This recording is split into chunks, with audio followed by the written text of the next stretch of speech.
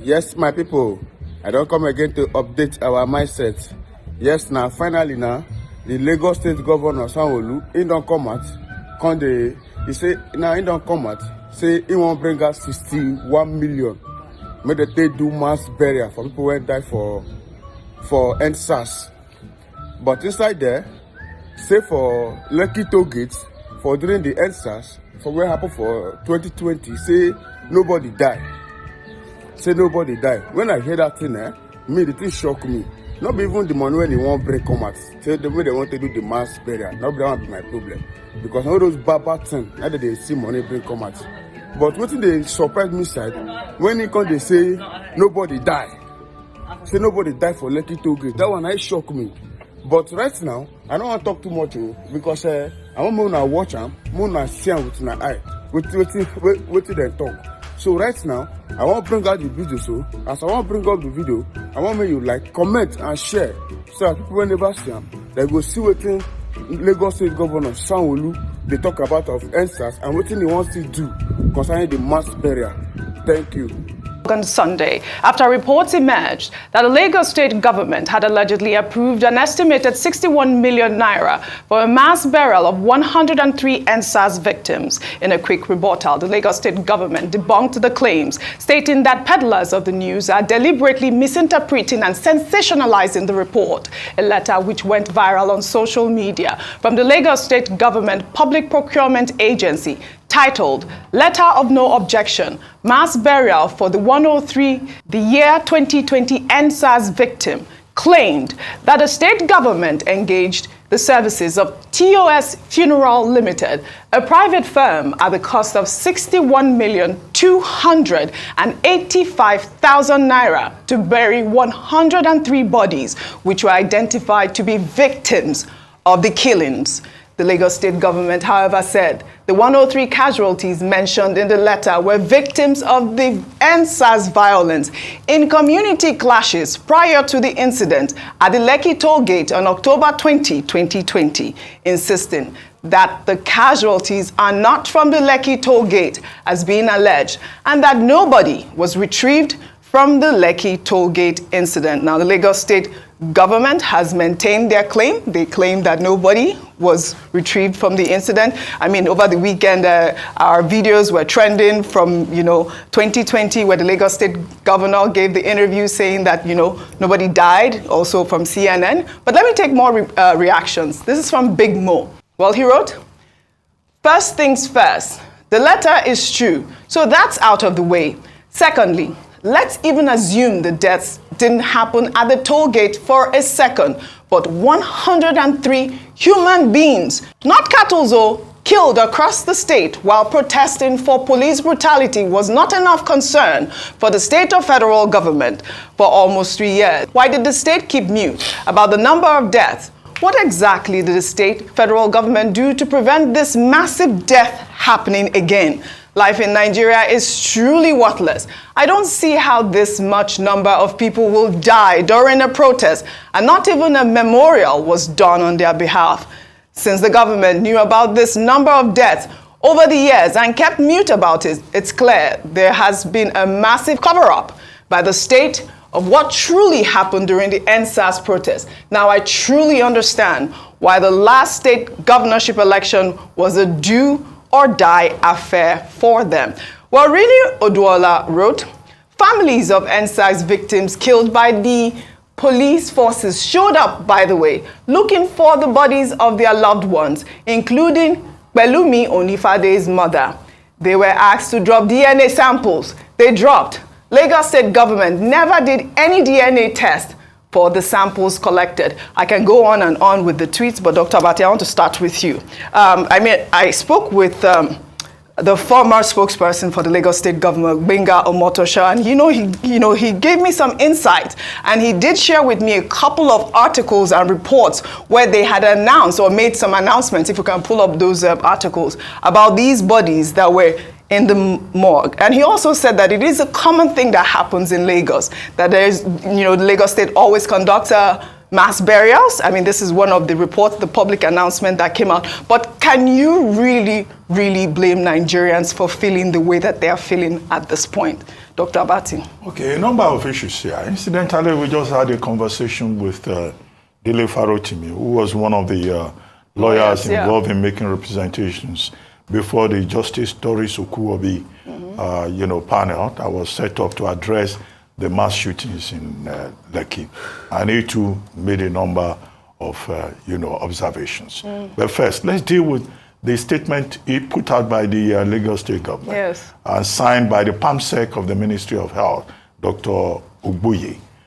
He says, one, that this letter that is up there, that is causing all of this, is a letter from the Public Procurement Agency in Lagos State, giving, which is a letter of no objection, which is what you do in government when there is a contractual thing involved. So they've engaged the services of the funeral home. This is the amount involved. Then, of course, you have to approach the procurement agency at the federal level. They also have their own procurement agency. And then you get a letter of no objection, which means you can go ahead. This is a 5-paragraph letter. And it talks about payment of taxes and all of that.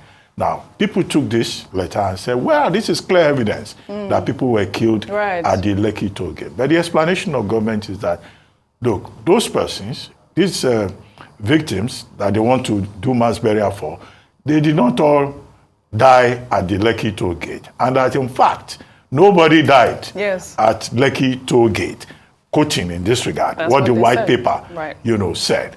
And they're saying people died in Ogba, people died in Ikeja, people died in Ikorodu, people were also killed during the Ikoyi jailbreak. So they have that long list. And that it is malicious, an attempt at sensationalism to say that, oh, this is evidence that people died at the Lekki toll gate. So, and they tried to debunk all of that. However, when we had a conversation with Dele Farotimi said, it is not correct to say that the report of the Okuwobi panel did not say that some people were killed at the Lekki toll gate. That it was in the white paper that there was that discrepancy. That was a point that he pointed out, that he indicated. And I've tried to check. Indeed, in the report of the panel, there were, indications that there were casualties at the Lekki toll gate. But, what the exact number is may be a matter of argument. But the state government is saying, well, only 3 people did not die there. Number 2, he also expressed concern, which I think is also something that can be taken on board, that you are spending 61.2 million to do mass burial for 103 persons.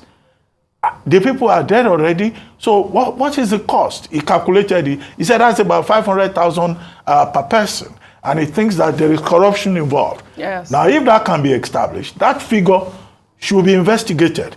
Okay? And then number 3, in any environment at all, whether it is even NSAS victims or they are victims of other killings in Okoba or Agege or in any part of Lagos, should 103 people just disappear within a space of about 1 week?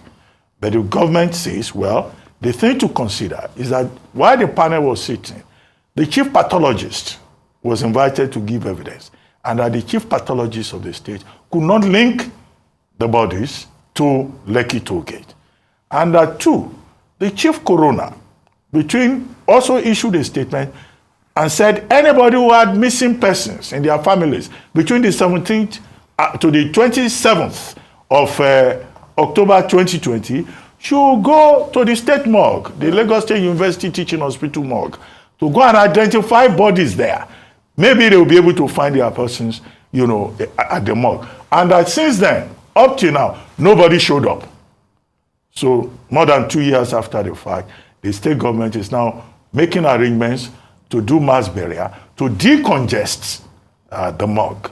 But on all sides, it is most unfortunate that anybody will just die like that. And that's where I'm going. 103 persons. Only how many more have died and who have been taken to the state morgue, so that now they want to decongest the morgue.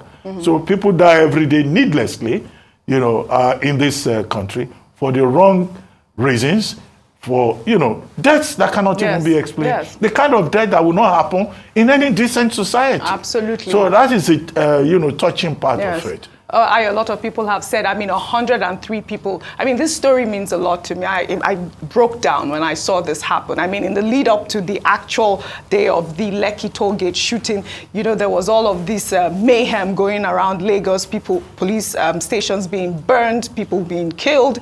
But 103 people, people are saying they're skeptical about that number of people. And for good reason. In fact, OJ, what this report did was that it brought up more questions for me, and it's almost it's resurrecting the NSAS story. I don't believe that we have come to the end of this. I think this will just bring up even more questions. And I wish Nigeria were a country where journalists would be allowed to do their jobs in terms of investigations and allowed to have access to interviewing key personnel, access to documents so that we can truly verify what is the true state of what's happened. 103 people, human beings, and going back to that first tweet you read, we're not talking about animals here, we're talking about people who lived, people who had family members, who had a livelihood. If these kind of numbers had died in that period that the government said, there should have been a national day of mourning called by the government. The fact that there was quiet or silence about these numbers all these years, in 3 years, is a cause for concern. Why? Why didn't anyone say anything? Yes, they put out adverts, but it didn't give the true picture of what had happened.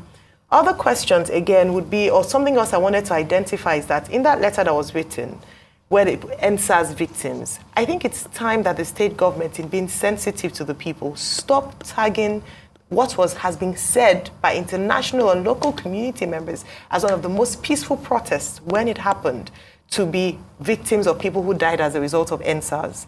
People died as a result of violence that erupted following the agitations of people after the events of the 20th of October 2020. Because we have reports of how it was very organized, particularly at the epicenter, ground zero, at the Lekki toll gate.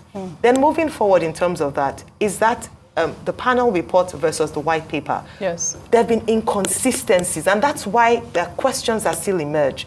Right from the very first day when the military said they were not even there at all, then going on to saying that they did not fire live bullets. So many inconsistencies. When would Nigerians get the truth about what happened on the 20th of October 2020? And I hope that the state government at least would honor the dead. As was said, why hasn't an epitaph been built? Why hasn't that place been consecrated? Why hasn't nothing been done? 103 lives just like that? Big questions to be asked. Absolutely, Rufai.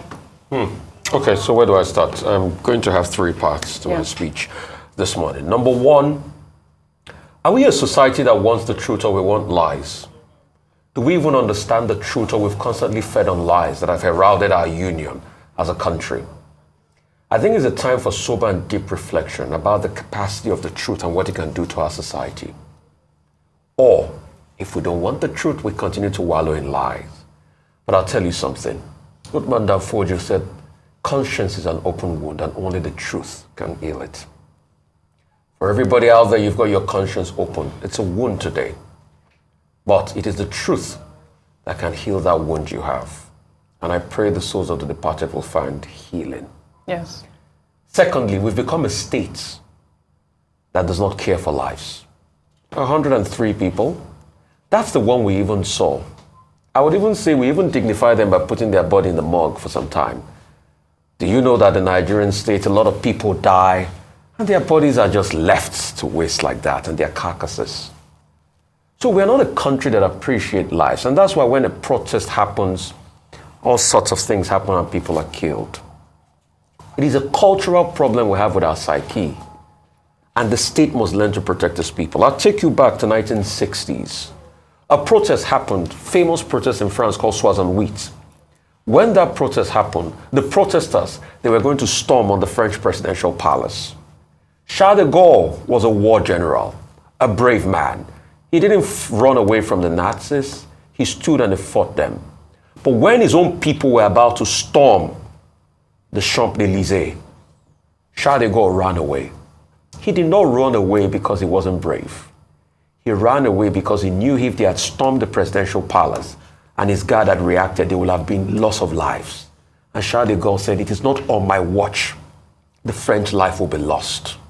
That is a leader that understands the importance of the life of his citizens. Absolutely. Do we have leaders like that? No. My third phase, Audrey, is the rigmarole we've done. I look at that video you play. You remember we fined over 2 million for that video. At first, the military denied that it was a lie. Mr. Lai Mohammed, we remember the word said. We remember when the MBC then, director, Mr. Professor Indacheba came here. And I asked him just one question. I'll never forget that day. Now, what were the methods of verifying that video that it was wrong, but there was no answer? We're finally proven true. At first, the governor said, oh, I didn't call the military. And the military said, oh, the governor called us in. Now, we had a lot of back and forth. Then the white paper, then the report was released. Then it became political. We can say all and talk about the facts and details. But I ask again, do we want a country that will stand on the pedestal of the truth? And please, can we stand the truth? Well said, Rufai. What is the truth? Pontius Pilate asked. Well, all right. So it's relative.